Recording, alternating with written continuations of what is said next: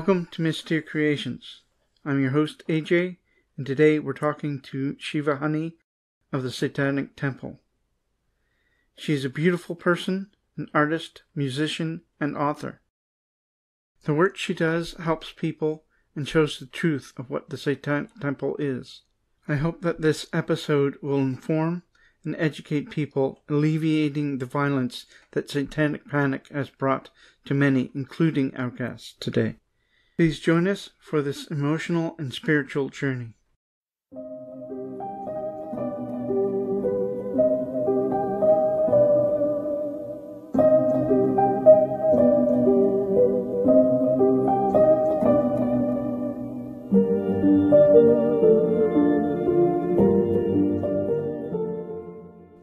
Welcome to the show, Shiva. It's very nice to have you here. Thanks. It's nice to be here. Can you tell us a little bit about yourself and what you do?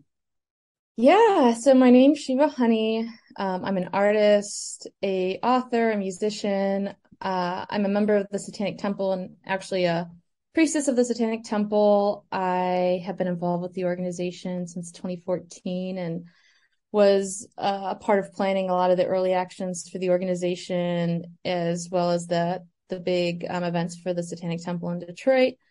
About 2 years ago, I released my first book, which was the Devils Tome, a book of modern satanic ritual, which was a book that I wrote based on my experience conducting group rituals in the Satanic Temple in Salem, as well as my own personal ritual practice.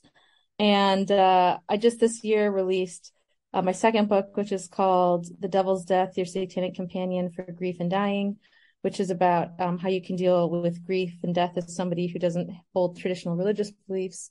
I've produced the Devil's Deck, which is an oracle deck that's specifically geared towards Satanists. And I just released a campaign for a new album I'm working on that also corresponds with my first book, Devil's Tome. It's ritual music. So yeah, I'm a busy person. I'm a very I guess prolific creator. So I make a lot of things and I'm a Satanist as well. That's great.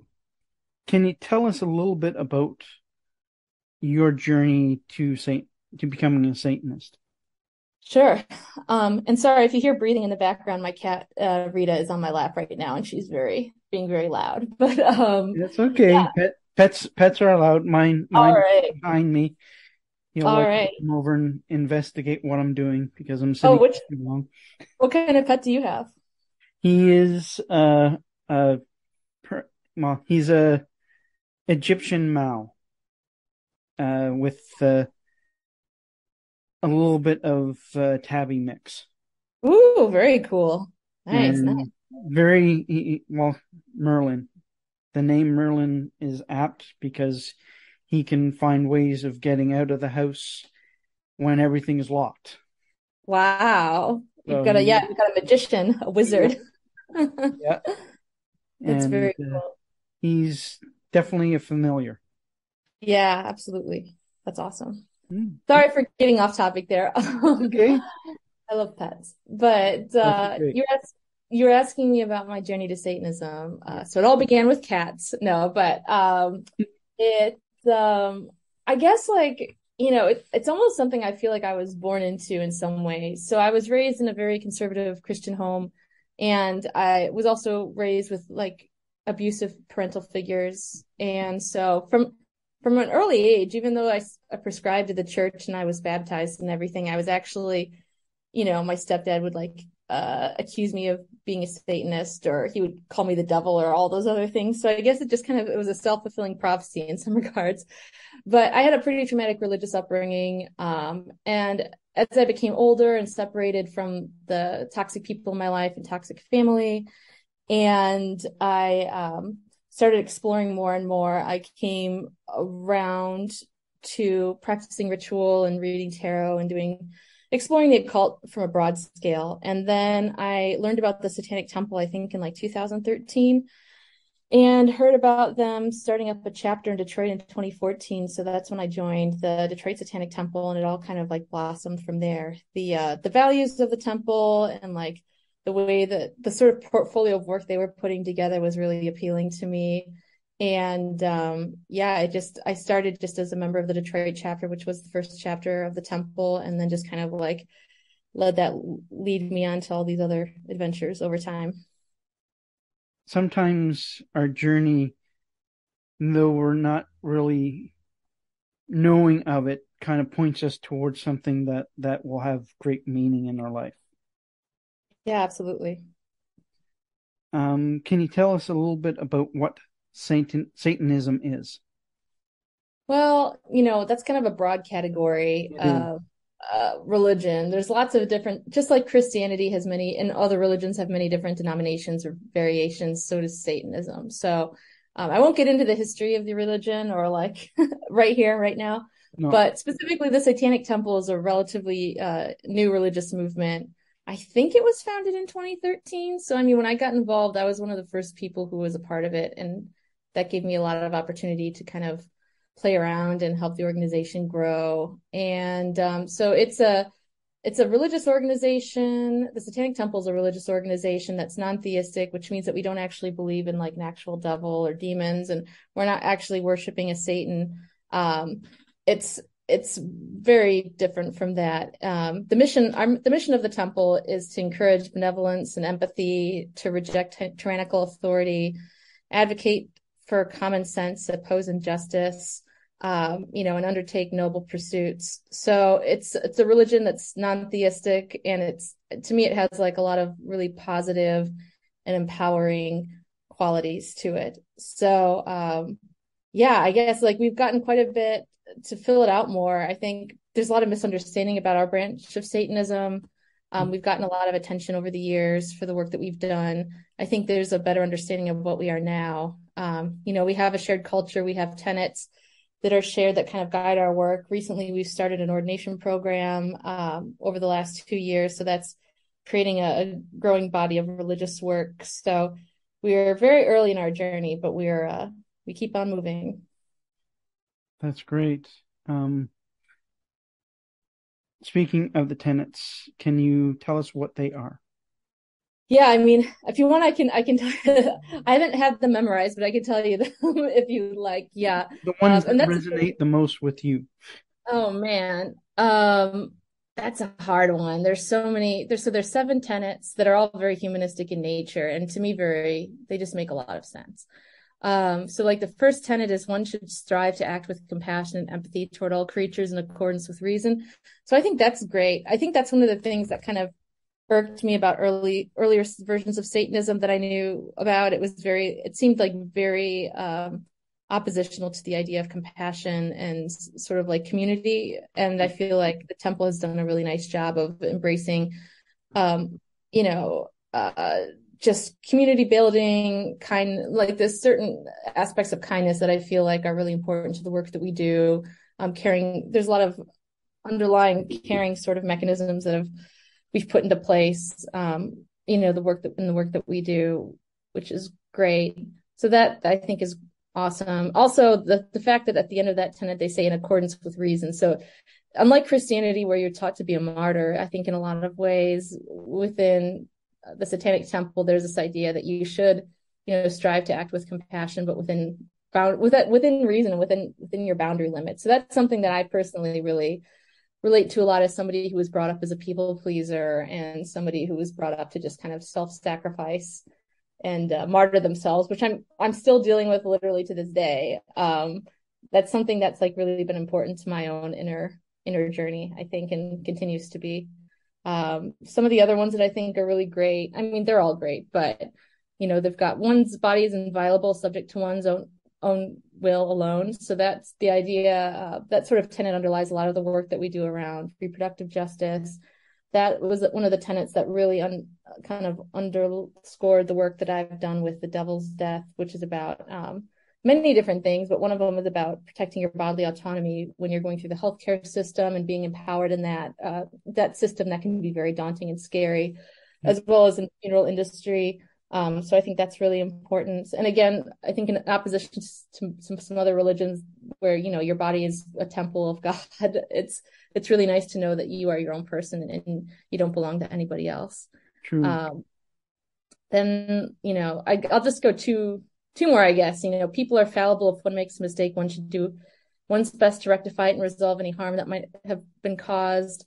And then every tenet's a guiding principle designed to inspire nobility in action and thought. The spirit of compassion, wisdom, and justice should always prevail over the written or spoken word. So the idea that we can always like reform our tenets or like our ideas if we find error in them, so that's something, again, I think that a lot of dogmatic religious groups don't embrace. I think that's something else that I find really important within the temple, that there's almost like a undercurrent of like anarchism to a certain extent, like logic, compassion, anarchism to a lot of Yeah. I guess like our core beliefs. That's actually what drew me to the temple itself is the how straightforward it is, how um embracing Yeah. what it's the opposite of what the Satanic Panic group would want you to believe. Yeah. Which is one reason why I wanted to really talk to you, is to counteract that. That it's become so prevalent lately that uh, we really wanted to say something against it, and who better to help us do that than you? Oh, well, thank you. Well, I'm honored to speak about this. It's important to me, and I think that it's really important that people get the ideas right. True, true. So how has Satanic Panic affected you and the temple? Well, I think on a personal level, it kind of drove a lot of the religious teachings and like culture that I grew up in. Like the Satanic Panic was alive and well when I was growing up, so there was a lot of fear around it. There was just so much fear. I remember my mom telling me my stepdad, who was a terrible person, absolute. I wrote about him in my book, my latest book, and Mm. a lot of the rituals that I write about are like things I developed to kind of counteract his influence over time on me and to like get rid of, all the old ideas that he put in my brain and all that mess. But, like, so back to the point is that she told me that like my stepdad dated a Satanist for a while and she would like kill things in the field and like hold these rituals that were crazy. And there's just, and he was a person who just lied a lot. So there was like weird stories that would get pushed around, and there were a lot of people that ended up being persecuted unfairly for claims of, ritual abuse involvement, which is just horrifying. So that was like a huge cultural movement, and it's unfortunate to see that like that's really having a resurgence now with the birth of like QAnon and a lot of the conspiracy theories that are dominating sort of like the right, the politics of the right now. Yeah, And, using fear as a tool and, misinforming people and using their fear as violence, essentially. true. So yeah, I mean, I think the temple probably sprung to some extent. I think Lucian's talked about this before. I think it sprung to some extent out of that experience of living through. He's the co-founder of the Satanic Temple, of living through the Satanic Panic and seeing what it had done to people. Yeah. So taking on that name of Satanist becomes even more powerful, and through that opposition and the lies that were told. And so I think that in that way, it really helped. It really influenced the formation and kind of how we operate as the temple. And for a more personal note, I mean, we still get like there was somebody who tried to burn down our headquarters in Salem over the summer. Like fortunately, they were unsuccessful at that, but they did cause like terrible damage to our headquarters. I received death threats. I don't want to get into details, but like Oh, pretty horrifying stuff. And even last week, in the midst of like a lot of other personal stuff that was happening, I ended up getting a threat that was pretty scary. So it's just, I mean, there's definitely some risk that you take on as naming yourself a Satanist and especially being public with it. But I think that's part of the history of the religion as a whole anyway. And like, that's part of what we're fighting against. it's I've found that if you don't fit into the box that everyone else has for you, they tend to react badly to you when you Yeah. assert your individuality. Yeah. Yeah. And it, to me, it's brutal, and it doesn't need to be that way, but that's kind of why we're doing this, to try and bring things like this out to educate. Yeah, I mean, I think a lot of what, especially some of the earlier work that we did in the temple, like a lot of the work is around, sort of like celebrating otherness and like protecting other minorities and people who are at risk due to like, the bad ideas and, internal and external violence that people hold in the culture toward in unfounded ways toward people who are different. I think that's something that's really important to us. And so, part of taking on the name of a Satanist was like, what is the most, I mean, it's the most sort of, at least in America, I would say one of the most controversial things that you could label yourself as because of all like the history that's been connected to it, and because of all because of all the damage that's been done in the name of fighting against this thing. True, true. It's we we need a better path than what we've been following, Mm-hmm. and I think the path of acceptance is probably the best one we can do for ourselves, is to be able to accept every individual as an individual rather than Mm-hmm. try to lump them into some category that doesn't fit them. Yeah, I think there should be nuance with how we deal with each other, and compassion, nuance, and reason, you True. know. Can you tell us a little bit about your book, The Devil's Tome? Yeah, so The Devil's Tome was the first book that I wrote. It came out in 2020. And I basically, you hear all of these stories about these ritual tomes that are these gorgeous pieces of literature, these gorgeous books. So I decided to write a book about ritual and make it as awesome looking as possible. So I, previous to this, had been practicing ritual on my own for a while. I'd also been involved in putting on group rituals at the Satanic Temple headquarters in Salem. There was a lot of controversy about, ritual as it relates to non-theistic Satanism, and if we don't believe in a higher power or like deities, like what point is there to ritual? And so, in my personal experience, I knew that there was a lot of benefit from practicing ritual. There was I have PTSD. I have a lot of things that I'm working through, issues like everybody else with imposter syndrome, and ritual has really helped me work through those elements and really helped me focus my energy and move forward and build a life that I really enjoy. And so I wanted to kind of share my insights with people.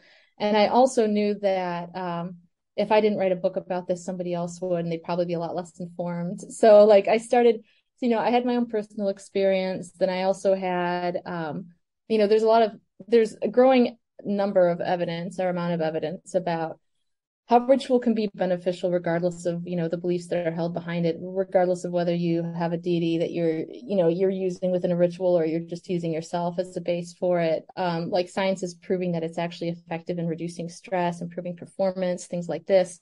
And so I kind of like combined all these things together and made the Devil's Tome. So I talk about like the scientific backing behind ritual, because that's one of the tenets I didn't talk about, but we talk about how, science should be, kind of in the forefront of our personal beliefs. And so, I was formerly a researcher, and so I worked in the sciences. So I did a bunch of research on ritual and talk about that.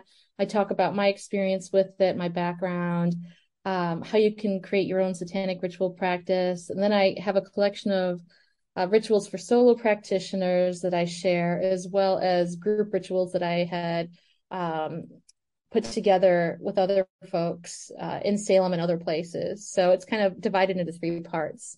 It's fully illustrated, gilded. Yeah, I really had a lot of fun putting that together, and I'm really happy to see the positive impact that it's had on the community and the fact that it's become so known. And I think it's really shifted how people think about ritual within Satanism. So I'm really proud of it. That's great.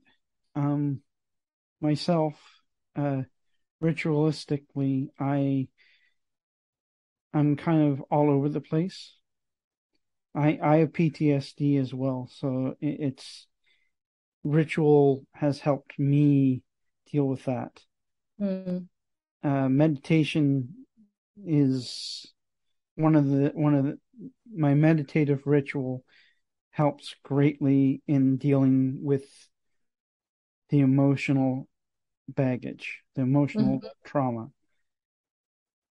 Yeah. And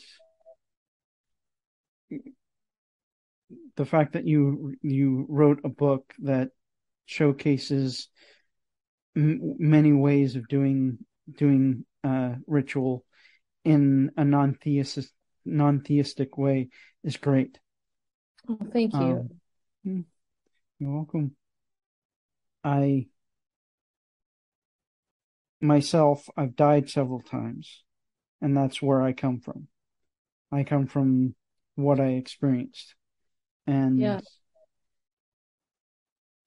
to me, there was no God. There was no other than the energy that I felt around me. And so it made it very hard to deal with Hmm. at first because I was 14 when this happened. Wow. And when you're 14, you're not equipped to deal with finding out something like this. This was like a Kundalini experience, I guess you can say. Um, have have you had any experiences like that? So, did you have a near death, like, did you have a near death experience? Like, I is I that was what, or is I it was more of a dead for spiritual thing? 7 minutes and Wow. sat up when they were calling time of death. Wow. And that was when you were 14? Yeah. Jeez, I'm so sorry. That sounds like a Well, horrific thing to go through. oh, it was a very hard thing to go through. What happened? I was poisoned and bled internally for a month, and that caused Gee, my heart to stop 3 times. And the last time I was gone for 7 minutes. wow. So That's horrible. yeah, but I'm here. Yeah. I'm not perfect. My stomach is still not great, but uh, I don't have ulcers, so that's a good thing. Yeah. Yeah, Yeah. I don't think I have anything quite like that happened to me, but I do have, I mean, the stuff I went through as a kid was pretty horrific, yeah, honestly. Some of that still echoes with me today, even in stuff that's happening in my personal life. Like my dad died last year. Well, my stepdad, who was terrible, died like, I don't know, 6 years ago. And then my biological dad died yes, well, last year, around this time last year. So I don't know. I feel like my childhood, I look back on that, like the first, 18 years, 16 years or something. That was really like one of the darkest times in my life. And after that, after I separated myself from the people who were around at that point, things started to get a lot better for me. So I feel like just surviving that experience, well, surviving it made me like mute a lot of emotion and personality and that sort of thing, and as did the church. It was all together kind of tied.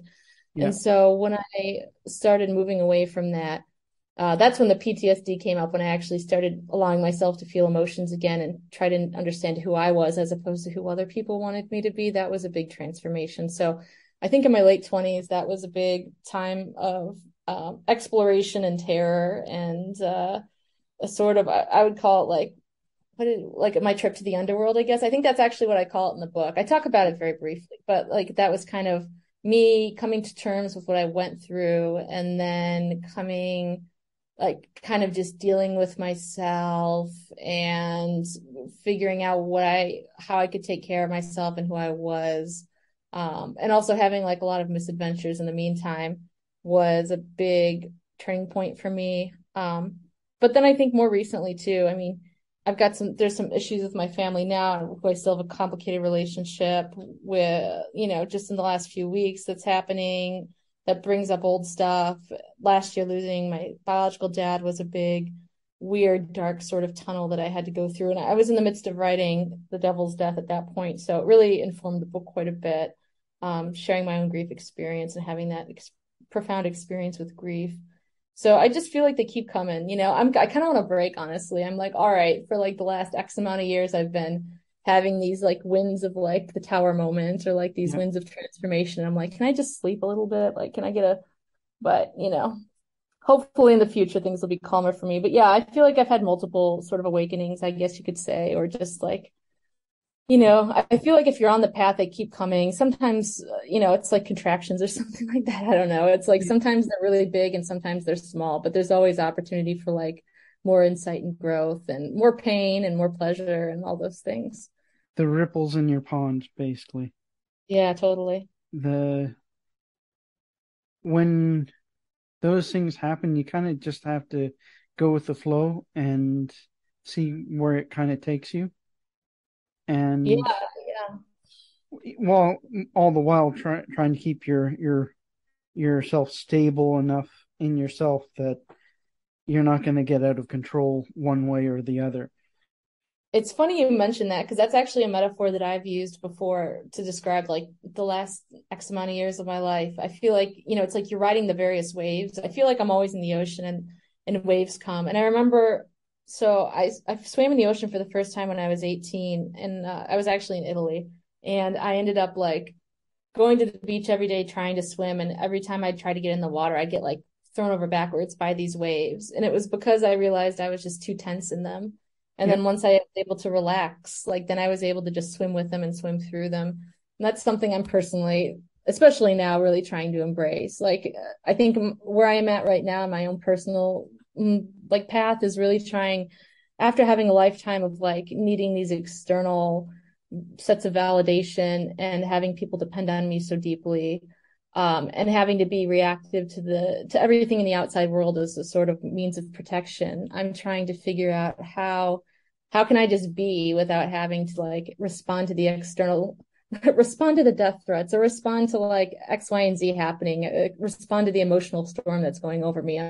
I guess I'm like, just trying to kind of figure that out myself. Like, how can I move forward and be who I am and like but do it without needing to be constantly stressed or like, fearful. I'm really trying to work with that on my own journey.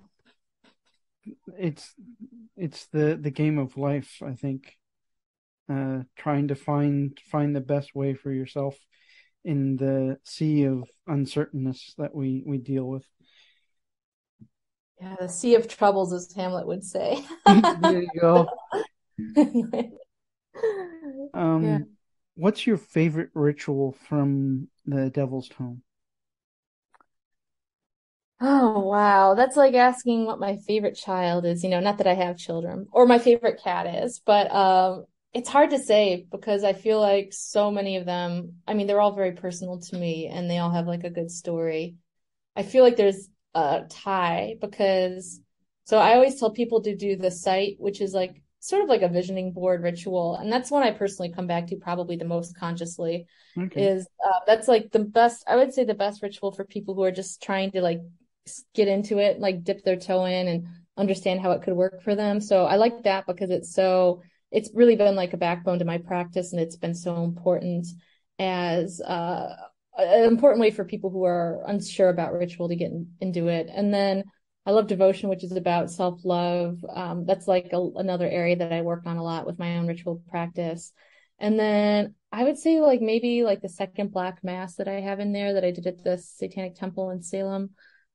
Just because it was like the first Black Mass we did at the temple was somewhat conventional, I guess. If you like, I had to come in last minute. I had like 3 days to prepare to write the ritual to produce it with people I never met before. Mm, So it was like I kind of had to stick to a script, so to speak, even though it was original to some yeah. extent. I mean, to a large extent. With the second one that I did, the second and third ones, it was much more. It was my own sort of Black Mass. It wasn't tied to like the Black Mass that the Church of Satan used or anybody else in the past. It was like my own sort of poetry and like and the ritual actions that had to do with my modern understanding and like experience with Satanism. So that one's also super special to me. When the ritual is based in emotion, it has more sentiment and more capability of actually coming to fruition. At least that's what I found. I do magical practice, and when I'm not emotional enough about the subject that I'm doing the ritual on, I find it fails. Yeah. So when you focus all of your emotion into something, it will more likely become. It's to look at it in a scientific point of way. The energy of your thought affects your surrounding, and this is fringe science right now, but I think over time, as we study it more and we learn more about it and about how our emotions and thoughts affect the world around us, I think that's where these rituals will really come into their own like group ritual. You're combining the thoughts of everyone in the room, and if you can get everyone to kind of follow your ritual plan, that's when great things kind of happen. Did in the second and third one, did you find more resonance from people? I did, yeah, absolutely. And that was because, yeah, so like the first time I did the Black Mass was last minute. And the second time I was able to plan for it. And I was actually having a real emotional time. That's also when I wrote the Unbaptism that's in the book too. So I was having a very emotional time at that point. And one of the things that I did for the second and third Black Masses was that I, I mean, there was no direction I was ever given about like really how to do these rituals, by anybody. So I was really out on my own, like trying to figure out what made most sense to me. And so one of the things that I implemented the second and third time around was that like a week before the ritual, I started contacting everybody who had tickets. And I told them that the week before the ritual, like this is what the ritual is going to focus on, and you have to meditate on this and, basically do pre-ritual work. And so when people are coming into the room and they've already gotten the right mindset and they've already emotionally connected to the ritual, it's much more likely that they're going to have like a transformational experience. So I saw when I produced that second and third rituals, there's people crying. There's people like random people like speaking out in like moments of silence, or like as things were going on, they would just start talking about like what they were going through. Like everybody was super emotional. And I think that's when, yeah, like you mentioned, that's when the magic really happens. And I think what we will end up seeing in the future, what I'm excited about is, there's a growing bunch of literature that's being churned out about ritual and how it affects people. And ironically, a lot of them is done by like the business school at Harvard, but for marketing purposes, I think overall. Yeah. But I think the thing that I'm sure you could speak to this from your own experience. We know as practitioners that there is power to these things, and we've seen throughout history group ritual work, like individual ritual works, group ritual works, religious ritual works, because these are things that we've adapted over time as human beings that like bring us together, that create change, that, it's just a fact. Like you don't need to do like a lit review about it or an experiment. It's just, this is something that's woven into our social fabric as people.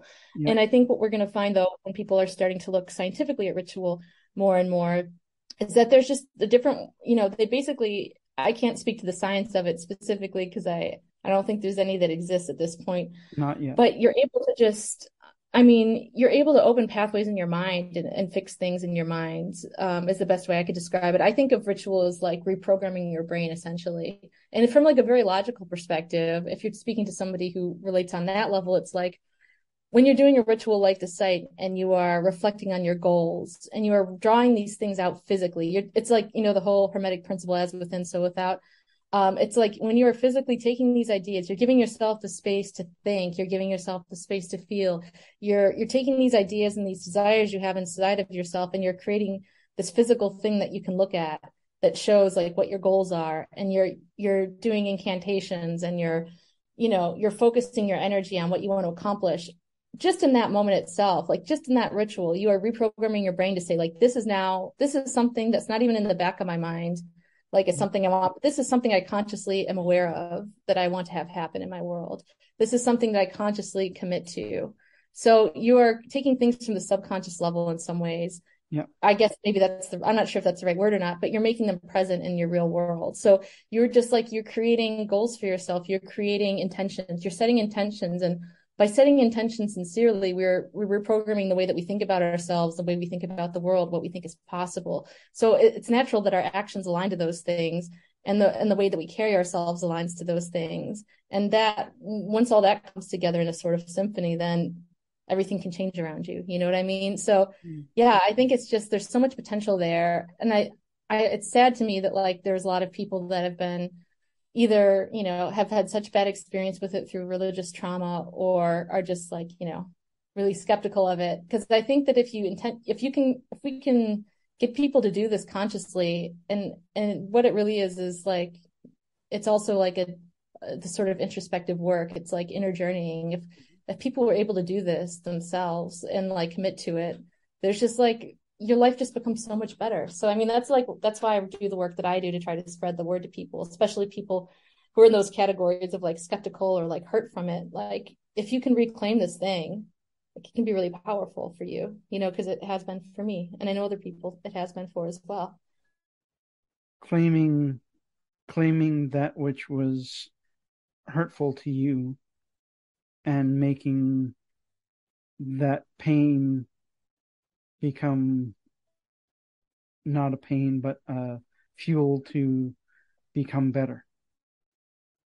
It's like alchemy, that's what I feel like. This whole thing, it's an alchemical process. It's anguish is alchemy. That's actually a part in my book. It's in the chapter on grief. That's the chapter on what it's called. And that's like the story of my life, literally. That's what my therapist says too. So it's like, it's constantly, it's an alchemical thing, If you know, you know. Yes. And what other choice do we have, right? I mean, True. Going through what you've gone through, going through what I've gone through, it's like you can either just like sit with what you have and like lead a life that's like for other people, or like where you're hurt all the time, or you could take the hurt and like these weird experiences and like shift them to benefit you in some way and benefit other people. True. The process of living and dealing with the situations, you can either shrink from it,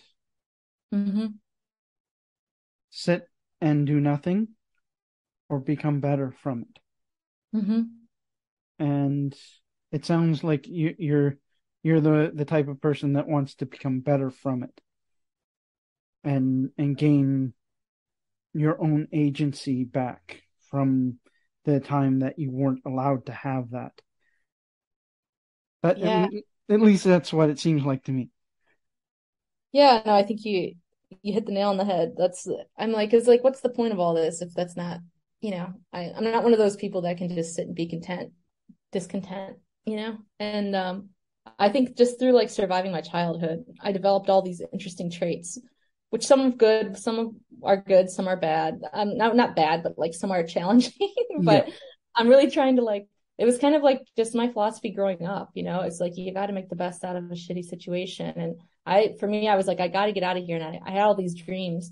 It's funny too, in my childhood, it's like all the things that I dreamt of happening like in my life, like they're all coming true now. I did so much visualization as a kid, being a Christian, and like none of the occult stuff was allowed in our house, but like not Christian visualization, but just like I would just fantasize. I guess maybe people call it dissociation now, but like I would just fantasize about my future life for hours and hours when I couldn't fall asleep, and it would give me peace, and it would make me think about what was possible. And like that's another big, ritual tool, visualization. I mean, I think that's like at the crux of it, right? And it meant so much to me to know that there was something else beyond what I had experienced, and now to see all these things, my life kind of turning into this odyssey of fantasy that I had when I was a kid is just like the coolest thing, not that I don't still, and we've talked privately because I had some stuff come up these last couple of weeks, not that there aren't still ups and downs or challenges, but I mean, it's trying to roll with them, and, I think like you were saying, be like water, right? And like, I also do Kung Fu. So some of those principles, just like not resisting it, just rolling with it. Yeah. if you can dream it, it can be real. That's that's something I learned early on. Yeah, absolutely. I mean, and people will call bullshit on that or whatever, but I mean, that's fine. But I mean, in a real fundamental way, it's true. I mean, certainly there's like limitations that everybody's put given and we have to work with, but I mean, what's the point of not trying to dream something better for yourself, for the world? Because then that's the first step to making something real. It's, you're cultivating an image of desire that you want. And, that's the first thing. That's the first step to everything. Yeah. Well, we wouldn't have the capability of going to outer space if we didn't have people that dreamed of a new way of doing something.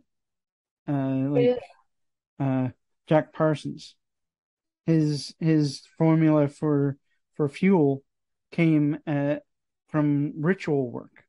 Yeah. If we didn't have people like that dreaming a new reality and working to make that reality real, we wouldn't have what we have today. I don't think we'd have anything. I think that's the genesis of human evolution. It's Yeah, like people have to think divergently and they have to like try new things. And that's how we evolved as people and how we've like how culture has been built and how cities have been built and how like we're speaking to each other on Zoom right now, like yeah, all this other stuff. It all came from somebody's idea, from a dream. You have to believe in these things. true. Well, with with actual compute computer the binary system that we use, the the 864 265 bit encryptions that we use come from IFA, the Yoruba African Yoruba religion IFA. Oh, cool. And I wouldn't have known this except for dealing with the guys that do Penny Royal and them talking to Dan Dutton, an artist in their local area that is an initiate of IFA and has made that connection himself to the ancestors of IFA. And then these guys who are computer based people looked at it and said, this makes sense for computing. And they put the two together and found out that it's actually true that the modern computations are based off of a divination system. So, Wow, that's wild. yeah, I feel like after this chat, I want to I would love for you to send me some links because I'd love to learn more about this. It's fascinating. definitely. I'll send you some information. I'll talk to Nathan and get some of his work for you. Oh, that'd be great. Thank you. You're welcome. Um, what is an unbaptism? Oh yeah. So maybe that's like another favorite ritual. I swear, like they're all my favorites. But Mhm. yeah, an unbaptism. I've been talking a lot about those. So an unbaptism is a ritual basically. I'm trying to think of the simplest way to describe it. It's a ritual that's become important to a lot of Satanists because a lot of us have religious trauma that we grew up with. And it's a way to acknowledge the trauma that you went through and basically kind of cut it out of yourself. It's a way for I guess like very literally, it's a way for people who've been baptized in the past, like in various Christian denominations, Mhm. to reverse that baptism, like I guess you could say spiritually or emotionally. And I think I've seen people use the ritual in a myriad of different ways. So I would say it's like one of the ultimate rituals to sort of um, to put forward your identity and to like embrace your identity, and then also to kind of symbolically free yourself from the things that have been holding you back. So I that was another one of the same time I did that Black Mass ritual in Salem, I wrote the unbaptism ritual. And it's so funny. I really this whole idea of channeling, I'm like coming to understand more and more, but like sometimes I'm writing these things, I'm like, I don't even know where it comes from, honestly. Like I get into a place, and I think you're right, the emotion, right? Like I was feeling very emotional, and I just let all that energy go to the page. And it just, I usually what happens is I wait to the last minute to do a ritual, to write a ritual, because I feel like, and I do this with music too and other things, even the book, it's like I write in such a way that I can't spend a lot of time on it. I just have to like do it in one take. I have to I can't let my like conscious mind overtake whatever's happening on, in myself. Like I can't overanalyze it. I just have to go. So, but I put this ritual together, and I did the same thing when I was at Salem, where I contacted people a week before. I had them bring something that they wanted to bury, burn, or drown. So we had the unbaptism with a very small number of people. I think it might have been like less than 20 in I can't remember the actual what they call the room now in the temple, but it has the Baphomet statue in it, which is a very powerful symbolic, I think one of the most controversial pieces of modern art that exists, but this very powerful symbol. I took them in there, and we went through the ceremony where we went through the ritual that's in the book, and then they were able to physically, they were physically blindfolded, and they were like, they were also bound, and we did this whole like taking off the blindfold, taking off the bindings, them being able to like assert their agency and like destroy this thing that they wanted to get rid of. And so I saw people get rid of all sorts of things, like a lot of it having to do, I think a lot of it addiction related, like personal relationship related, some of it religious related. So it's kind of, to me, although it can very literally be, the reversal of a baptism, it can also just be like a really powerful ritual for you to like put yourself out there in a way that's profound and like very self-accepting, and move yourself forward from the emotional place that you were previously. It's unburdening of your soul of Yeah. the things that like you said hold you back. Mm-hmm. Um, Yeah. Yeah. I was really excited because so a lot of the rituals that I have in my book, I'm slowly making a lot of them free to access because I just think they should be. And there aren't a lot of examples of these things yet for our religion.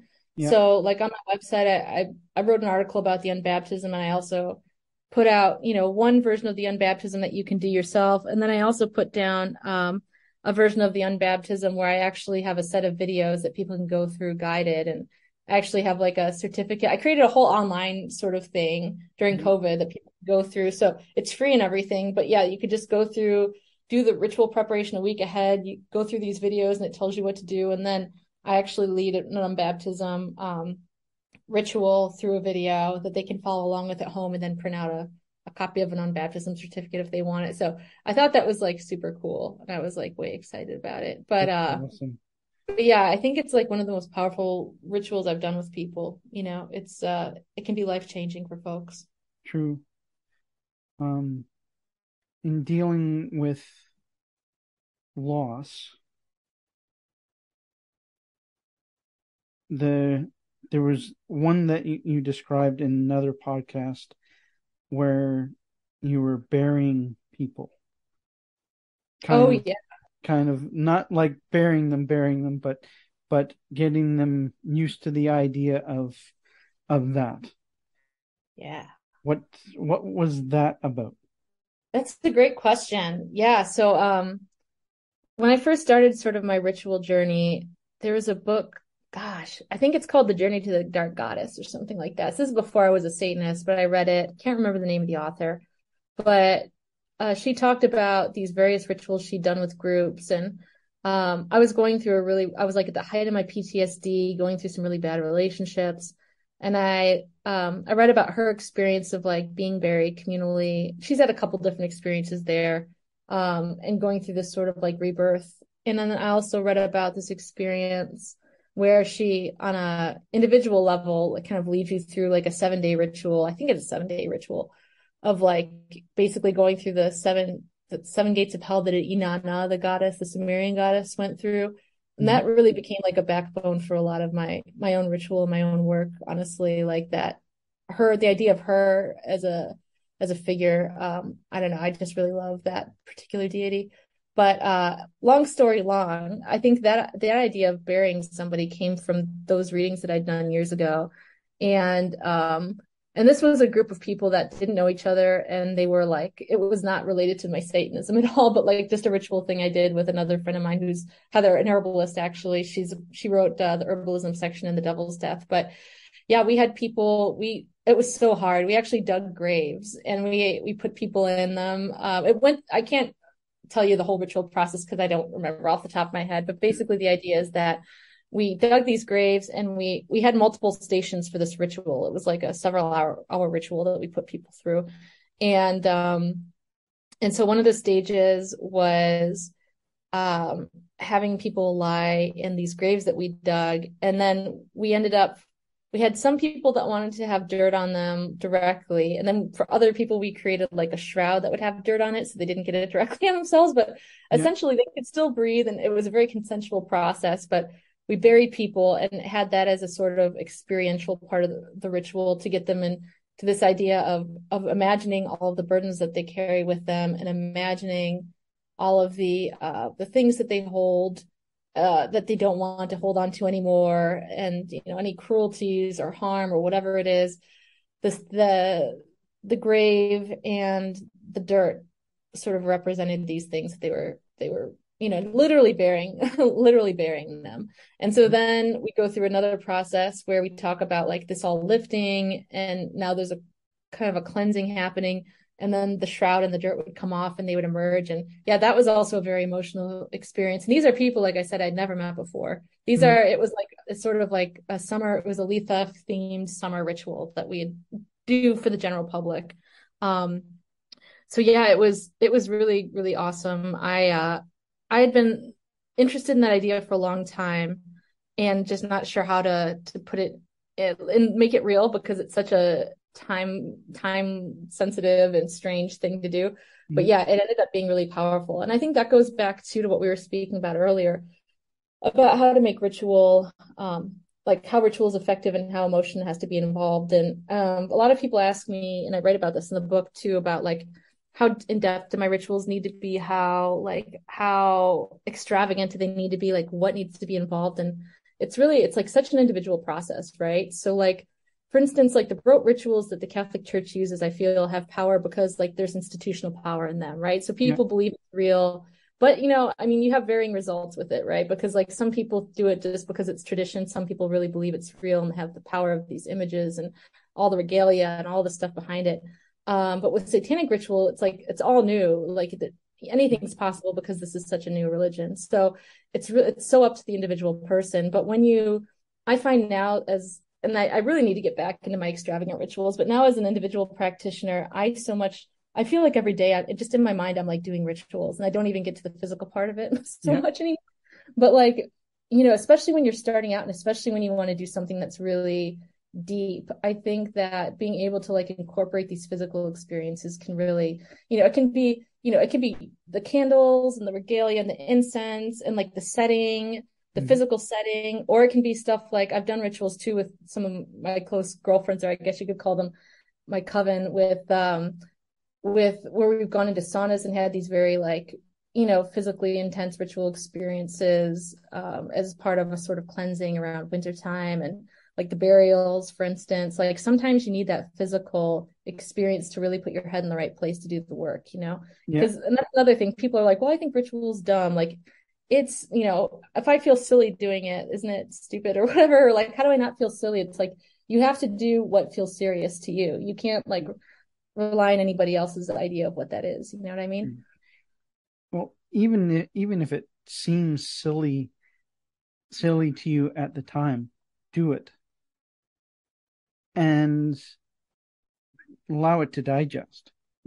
Being buried symbolizes the end of a process, but it's also the beginning of a process at the same time. So you're ending one life and beginning another, and that's very initiatory. Yeah, it's like the seed in the earth and a million other things, like the body in the ground, the seed in the earth. Yeah, all these formative processes. Yeah. I have a dream. I really have to like, I'm always like, I gotta get my shit together. Like I I've got so many ideas of things I want to do. And I think I also have ADHD, so it's also really hard for me to focus, which Mhm. I'm impressed, quite frankly, with myself that I've been able to like put out a project every year, but I might need to slow that down because it takes a lot out of me. So I'm trying to come to this balance of figuring out where to focus my energy right now. And in the long term, I have this vision of like having a property where I can just do these sort of rituals, like a safe place, and like no weirdos are going to come there that want to kill me, but like some sort of safe public offering to give to people, where I can do things like that with folks on a you know, not a regular basis, but here and there, because I think to share those experiences with people and to be able to like lead those things is really important for me. I don't know, like I just really enjoy doing that. So I would love to have like a space or land or something where I could be able to do things like the burial rituals, do and baptisms, do all that stuff in the long run. I think that would be really cool. I'm always at a place where I'm like, especially with getting the recent death threats, I'm like, part of me wants to retreat, and like I'm a super um sort of insular, like introverted person. Although when I get on these shows or like when I'm out in public, I'm a performer, or Yeah. I'm like I love to talk about my work, but I'm like people scare me so much. So it's like it's a right now I'm in a mix of like I really just need to like focus on my personal work and like all that stuff, and the other part of me wants to be really out there one-on-one with people, working with people. But it's so hard to find the time and the resources, and especially when you're dealing with people who are like, stalking you or whatever. Threatening. Yeah. It's a lot. It's a lot. But Yeah. And putting it out there for the future, you yeah. know. I think what you do is choose your times to do the outward work, and Yeah. in the meantime do the stuff that helps you maintain you and grow for Yeah. yourself. Yeah, totally. Because in the end, your growth will help others grow, because what you create as a result of your work helps them. Even if it's just you publishing notes about a personal ritual, or singing a song that guides them to a better way of thinking. That's the process of creation. My wife is ADHD and as well, and she does so many projects at once. And I'm looking at her and I'm saying, how do you do all of that and keep it straight? And she Yeah. does it. And Yeah. it, to me, it's amazing. Yeah. Honestly, it's like I feel like rituals really help me with dealing with my ADHD too. I think that's I think unbeknownst to me, just like the ritual of lists and all these other things that I do. I mean, it's very non-sexy, like mystical type thing, but like the ritual, like the site ritual being like a big picture thing coupled with the monthly, weekly, daily practice of like focusing your energy has been the thing that's been able to keep me moving forward. Hmm. Um, but no, I love what you just said. I think that I always say this to myself and I tell other people that, but it's nice to hear somebody else say it. I mean, that's the crux of the work is your own yourself, it's internal work, and the internal work and discovery and the taking care of yourself, and, the rhythm that you build for your life is what brings things out to other people too. And I think the best work comes when you're in a place where sometimes it can come from a dark place or a place where your things Yeah. are chaotic, but also, I think some of the more mature work can come when you have had, have a little bit of peace and routine and that sort of thing. So, yeah. Yeah. Take take time for you. Yeah, exactly. I tell people that all the time, and I'm honestly the worst person about it. So I'm working on it. That's like another part of my, it's like, it's on Do my as I vision say, board. not as I do. Yeah, exactly. I actually do a lot of ritual work around relaxation, or trying to attain that state, but that seems kind of counterintuitive. But it's there. It's happening slowly but surely. It's difficult. It Like, is. if I go a week without meditating at all, my anger levels Mm-hmm. go way up, and I Mm-hmm. become chaotic in my moods. And Yeah. so I cannot skip that. That ritual meditation is essential to me maintaining my level of peace. Yeah. What type of what's your meditation look like? Um, I do uh, 13 breaths, and basically it's come some a mixture of Wim Hoffman and uh, Zen Buddhist meditation and magical ritual. Mm. So it's a unique combination for me. Um, the 13 breaths, you breathe one breath, two breaths, and in between you're going through like the fourfold cycle. Mm-hmm. So you breathe in one, count one, breathe out one, hold one, and then you do that process up to 13 breaths. And Cool. then I do my magic circle. I do the sign of the Ankh and the cross and Ankh, which for me that is a symbol of my past, present, future. Mm-hmm. It's not as much protection as focusing. And Mm-hmm. then the yin yang, uh, the combination of the two aspects of myself, the Mm. masculine, feminine, the positive, negative, whatever you want to call it. And Cool. then I go into a deep meditation after that, and for 10 to 20 minutes, I stay in that state and just focus on breath, and whatever images come to me, come to me. And Mm-hmm. at the end, I close it out with basically, I close the circle and dedicate to the four corners.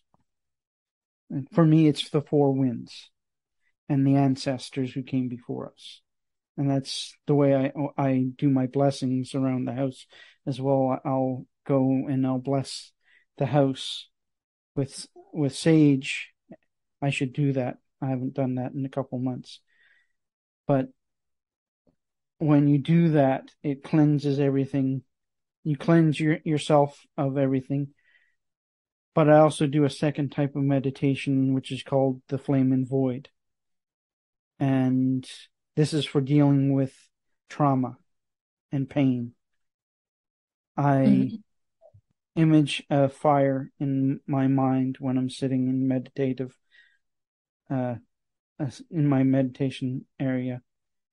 And I push all of my emotions and memories. For me, because I have brain damage, I see words. I Mm-hmm. see images that I equate to words, and that can equate to a memory.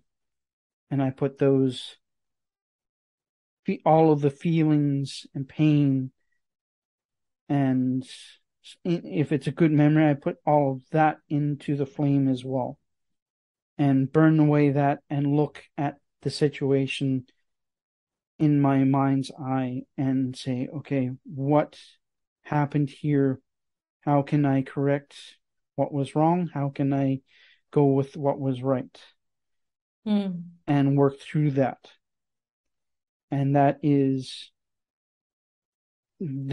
probably one of the more painful, really powerful meditations to do. So I don't do it that often. Cool. Go ahead. Hmm? Oh no, I just said cool. Go. Sorry. um, Sorry, I kind of went on a tangent there, but Oh no, you're good. I love hearing about it. I'm trying to start my own or get better at being consistent with meditation. I'm not good at sitting in one place, but I do a lot of breath work as part of rituals and also moving, like moving meditation related. meditation. Yeah, For people with ADD and ADHD, moving meditation is probably the best alternative because like my wife says, sitting doing meditation is like torture to her. It, yeah. Oh, yeah. I've started doing like yin yoga, taking a class on a couple times a week, and that's really been a good part of. I'm also trying to kind of repair my mind-body connection. So like doing those things together and just kind of like affirmations in my mind and whatever Mhm. during that period is really nice. It Yeah. helps. Yeah. What is the spermus Maloria ritual? I probably uh, butchered that, and I'm sorry. No, it's all good. It's Latin, so it's so the motto for Detroit is in Latin. It's Spramus meliora resurgit generibus. So it's we hope for better things. It will rise from the ashes. So in 2019, right as it was turning into 2020, the Satanic Temple Detroit, we we started up in 2014. I think we kind of disbanded in 2016 or 17. Long story, but we'd been working for a number of years to kind of get the chapter going again or the congregation going again. And so we decided to have like a big party, sort of like end of the decade party at like the turn of the decade. So we ended up having this like wild party at a secret location with like just decadent food and spaces. And we had like Stu DeHaan, who served as Stu DeHaan and Matt Kazaya. Matt Kazaya is one of the current lawyers for TST, but Stu has been a chapter head and on the National Council and done also done legal representation for TST. He's incredible. We had Luciana over. It was like super cool. So we, as a part of that evening, we ended up doing a ritual outside that I'd written called Spramus Meliora. And so it was a burning ritual around to kind of celebrate coming into what we called the new Satanic Aeon. And it was the coming into 2020 decade celebration. And it was a ritual where people during the night, we had areas of that were set up for people to be able to write down things they wanted to kind of bring into the new year. And they were able to bring those things out and cast them into this gigantic flame that you can, in the book, there's a picture and you can see this almost perfect circle, I'd say, of people surrounding this flame and me with the sort of like flame baton. I was going to use a flame sword, but that was like way too much heat for me. But yeah, like this big stick with a fire in it that started the flame. And we also burned an effigy of the Yule goat that the West Michigan chapter had created. So yeah, it was like a big celebration ritual and a sort of like a declaration of our intentions in the coming decade. So it was super cool. That's wonderful. We do something similar. We'll write out three things that we liked about our year, and Mm-hmm. and we would write out three things we want to accomplish in the next year, and then Mm-hmm. burn that, and we'd use the ashes throughout the year in our rituals. Oh, I love that. That's so cool. That's So such a it's I forget who showed us that. awesome. Oh. Yeah, that's so cool. I love the idea of reusing the ashes and everything. Yeah, yeah. Well, you're you're continuing the intention throughout your year of accomplishing those goals, and yeah, it's a beautiful way of doing things, I guess. Oh, yeah, I love it. Yeah. What is the message to the world you would like to send? Oh, let's see. I think there's like several messages, I suppose. Um, I think one of the big ones is just a sort of message of, this idea that it's okay to be who you are and you don't have, it's a very general message, but you don't have to change for other people. And, to open yourself up to loving yourself. I think that's a big message that I want to carry in the work that I do. And I think, just kind of a message of self-love and self-acceptance. And, that you're not the worst things that people have called you or like that you think of. True. I think that, the work that I've done to this point has been about helping people hopefully acknowledge that, but also for people to consider ritual as a way to help empower themselves and to help them find peace and direction. I think it can be a very powerful tool to living a life that really is full and reflective of your desires.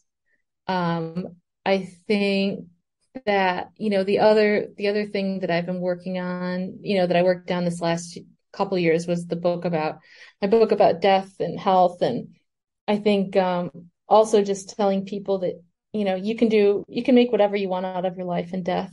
And that if you're informed and empowered and you have a vision, you can make anything happen. And you don't have to stifle your life by playing into convention or your death. And there are things that you can do to, I think, a lot of the death work that I talk about in the book is actually life work. It's like a lot of the rituals that I put in that book were about understanding who you are as a person and what you want in this life, so that when you die, you feel more fulfilled, and also understanding what you want in your death so that when you die, you can be, you can feel empowered in that experience. So I think a message of people being open to accepting life and death and using anguish as alchemy, I think is something else. Another idea that I'd like to get out to people that, we're also not the sum of our worst experiences. We're not the sum of the negative things that have been said or done to us. And we're not the sum of our worst experiences, that we can take that and use it as fuel for development and empowerment and,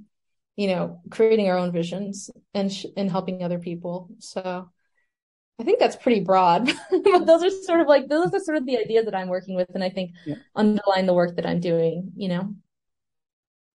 I try to put the work out there that I needed and or I would need as a person. And those are the things that I find very important.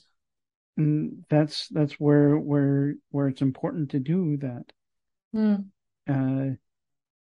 A lot of times people, they say, well, someone else has done it.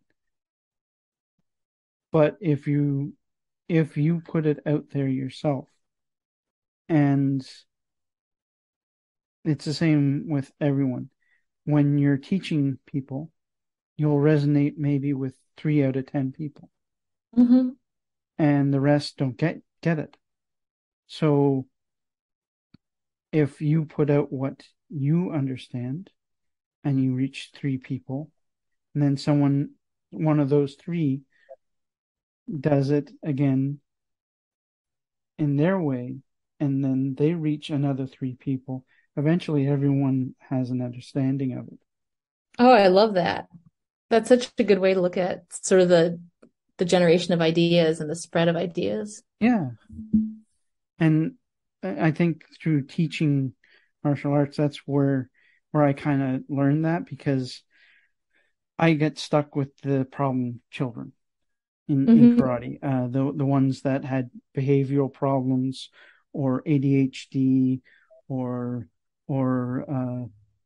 some other type of learning disability, where they had to repeat things in order to get it, or an inability to just absorb in a certain way. So I had to learn a variety of ways to teach children and get through to them. And I kind of found maybe 3 out of the 10 that I would take aside and talk to, I would get through in one session.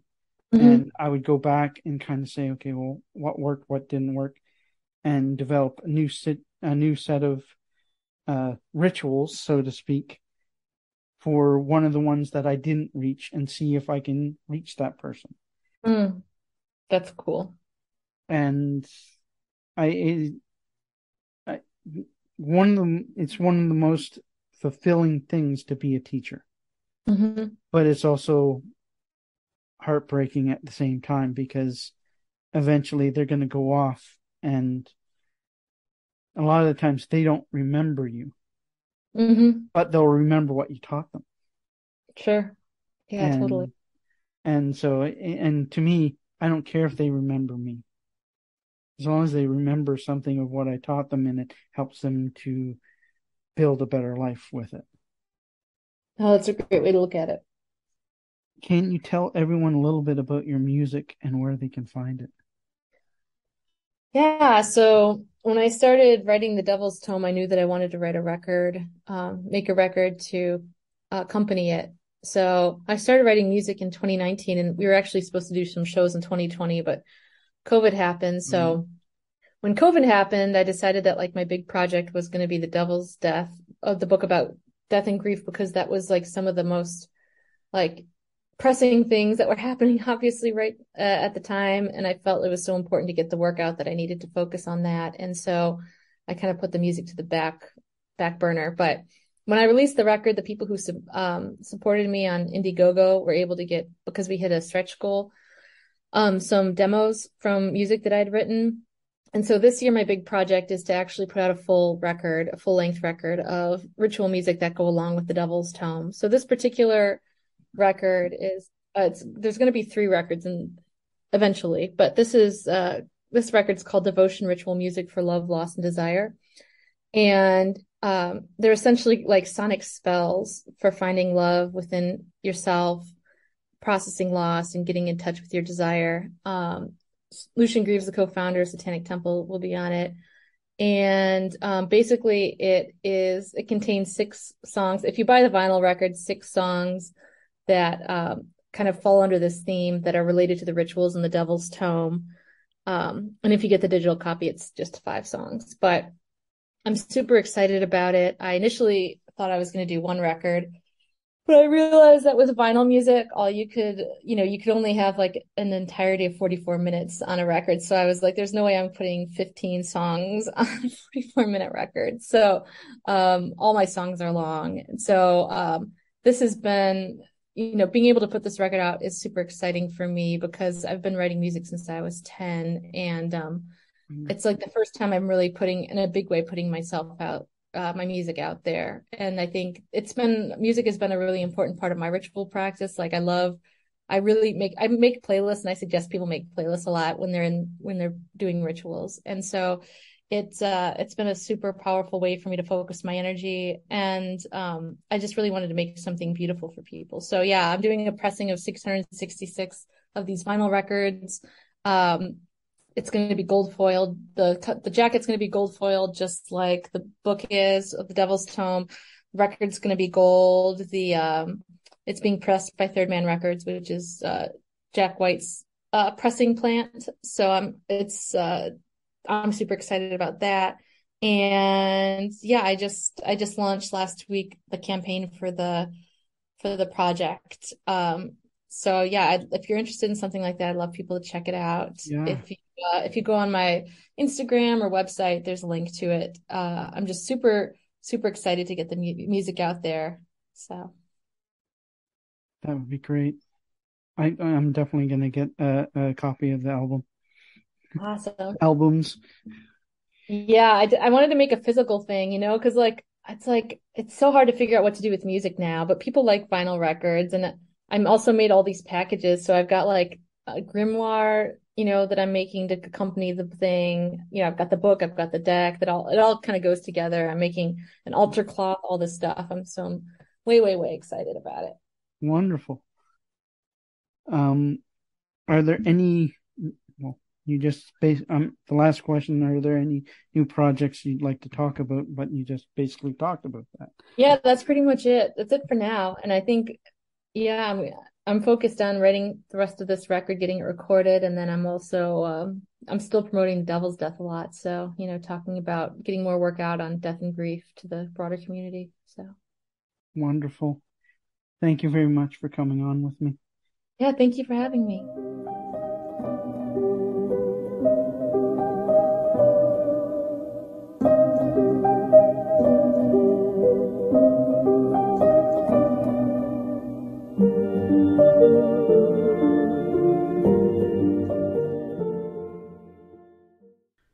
I wish to thank Shiva for coming on with us today. We discussed things both personal and professional, and some intensely emotional things. Her work is important to our world. It promotes thought and good acts which free and build up people. We need more people like her. I'll put links to her books and music in the show notes. This is all we have for you today. Please like, follow, and subscribe on whatever platform you're following us on.